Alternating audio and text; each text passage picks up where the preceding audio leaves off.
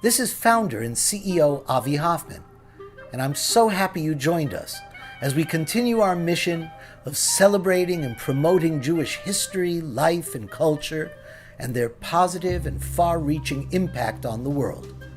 Enjoy the following presentation, and if you start to kvel, visit whyilovejewish.org to support our cause. Thank you.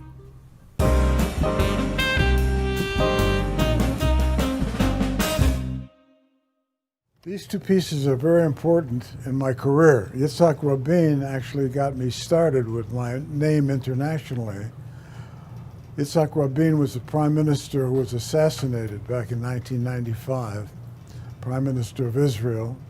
This piece was commissioned by the Israeli government. It was supposed to have been presented to Bill Clinton by Benjamin Netanyahu.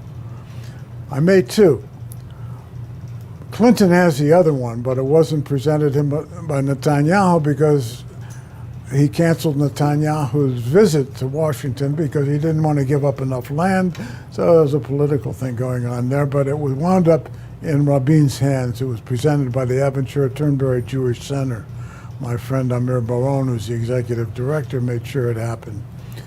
This is the sculpture of David and Goliath that the original in solid silver is today in the Gerald Ford Library Museum in Grand Rapids, Michigan, that Rabin presented to Gerald Ford in 1974. It was shortly after the Yom Kippur War in 1973 when Israel was attacked by 5 Arab neighbors on the holiest day of the year, Yom Kippur. And this was, when I created this sculpture, that was my feeling about a small country, mighty oppressors, and the symbolism was Bershet, recognized by Leah Rabin, the wife of the prime minister, who said, what a great gift this will be from an American who's living in Israel and bringing it back to Washington to present to the President of the United States. It just all happened at Bershet. Now this piece of Jacob wrestling with the angel, also very symbolic. In that same trip to Washington, El Al, unbeknownst to Yitzhak Rabin, commissioned me to do a sculpture of Jacob wrestling with the angel, symbolic of Rabin's mission to Washington, to struggle with Gerald Ford, President of the United States, for more arms and ammunition to replace what Israel had lost in the Yom Kippur 1973 war. So this piece is very important to me also, Jacob wrestling with the angel. And that was also talked about internationally at the White House and on television. People were telling me in Jerusalem, were yelling across the street, Rabin's making you famous. And it's true. Anyway, I have some of my most important sculptures here in the gallery that have a symbolic meaning to me. They've been symbolic in my career. And it's like my little museum here. Here is one of my favorites because it's got my namesake, Jacob. Jacob wrestling with the angel. This is the story when Jacob fell asleep in Bethel and dreamed of a ladder of angels ascending and descending from heaven. I use sterling silver in my work. This is sterling silver electroform. I did it in my own foundry in Jerusalem that I set up back in the 1970s. I always used Judean marble and Jerusalem stone, and I still use it today in my work, and I still work with Israel. I still have the same foundry, not the same location. We've moved it to an industrial area, and there's grandchildren of the people that I set it up with that are working there today. They're not really working during COVID-19 because they have the same situation there as they have here in the United States. But when they start working again, this is where I produce my silver work in Jerusalem. And the Judean marble, we find it's like white on the outside. We break it open with a hammer and we get all these different veins and colors in the marble. And I'm still importing. This is a piece that I just imported recently, the one that you took of Yitzhak Rabin. I just imported this piece of marble and it's all hand chiseled. And we have Christians and Muslim Arabs, working in the foundry. It's funny, the Jews sit together with the Muslims, but they won't sit together with the Christians because they eat pork. This is a story of Abraham about to sacrifice his son Isaac. We don't call it the sacrifice because he didn't sacrifice him. It's the binding of Isaac. He bound his son on an altar. He was about to sacrifice him when his faith was proven enough to God that God sent an angel. He said there was a ram caught in the thickets, but I said, how did he get there? The angel brought him. That was my interpretation of the story. But it's an angel bringing the ram to sacrifice instead of his 10-year-old son Isaac. This is one of my favorite pieces, Noah's Ark. The Ark, after Noah had sent out 2 birds, this is symbolic of the 2 birds that he sent out. And one of them came back with an olive branch after 40 days and 40 nights of pouring rain and floods. It showed that there was land, and the land that the ark rested upon was Mount Ararat.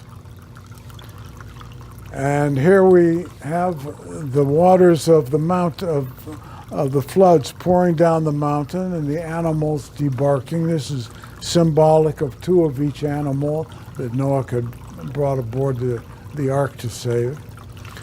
But I love the sound of the trickling water. It's very calming.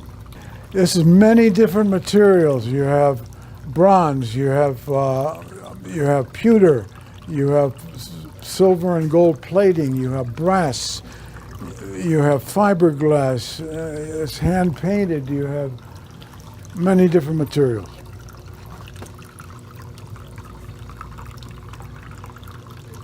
So let's talk about Moses on Mount Sinai.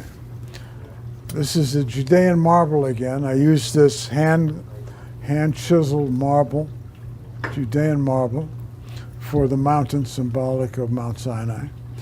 The sculpture of Moses is done in sterling silver. You've got the 10 Commandments with the first few words of each of the commandments, and they're in a gold wash. So you have a silver with a gold wash on the 10 Commandments and some other parts of it. But you have Moses receives the law on Mount Sinai. This is one of the pieces that when Ben Ferenz was here in the gallery, he said, that's my man, Moses received the law. He loves the word the law. That's very important to Ben. I made this sculpture back in 1977. The president of Israel, Yitzhak Navon, asked me to make quite a few of them that he would give them, keep them in the president's house, and he would present them to important people, dignitaries, ambassadors that would come visit the president's house. Shimon Peres, everybody. Here you have the story of Jacob and Rachel at the well where they met. With the ram, the lamb. This is the lid from the well that he's removing, which was supposed to be stone. But I did the texture in silver to make it look like stone. This is a combination of silver and gold plate. You have the plaque, if you can get the detail, tells you the story of the meeting at the well.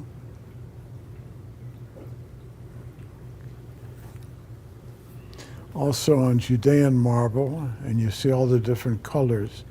But it's actually this white color that's on the outside of the stone when we actually have to take a sledgehammer and go break open these stones to make sure you've got the white marble in the stone quarries in Arad at the north of the Negev desert.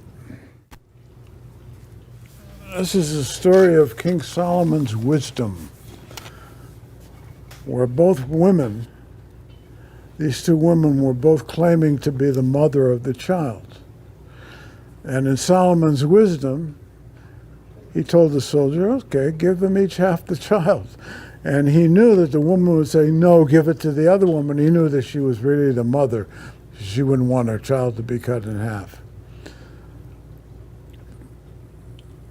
One of the many, many stories of the judgments of King Solomon. What a wise man he was.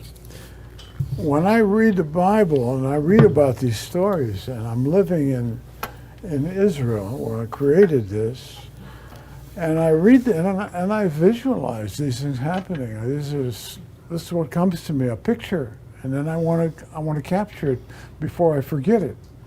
So it comes to me in my dream, in my sleep. And that's why I say that prayer that I say, Exarta bi nishmati, you return my soul to me to do your work for another day. So I'm like showing what I'm dreaming, my soul is back in God's hands when I'm sleeping, and I'm dreaming these things, and I'm thinking about them as I'm going to sleep. And when I wake up in the morning, I'm just inspired to go to my work table and capture it in 3D in sculpture, so that I have that story as I visualized it. And the odd thing, it wasn't so odd, it's very believable, that so many people also saw it that way when they heard the stories sitting in shul on Saturday mornings, and they heard these stories from their rabbi and Torah portions. And this is the way they visualized it. And that's why they wanted it too. So it became a very popular item for mostly Americans coming to Israel for the first time, or maybe not the first time they discovered me. They would come to my gallery 22 across from 22 King David, at 22 King David Street, across from the hotel. Eventually I had a gallery in the King David Hotel on the lower lobby level, but people, missions from all over the world would come see me, see my work, and want to take a piece back with them, because this is the way they saw it. This is the way they visualized it. And it meant so much to them. It brought those stories back to them.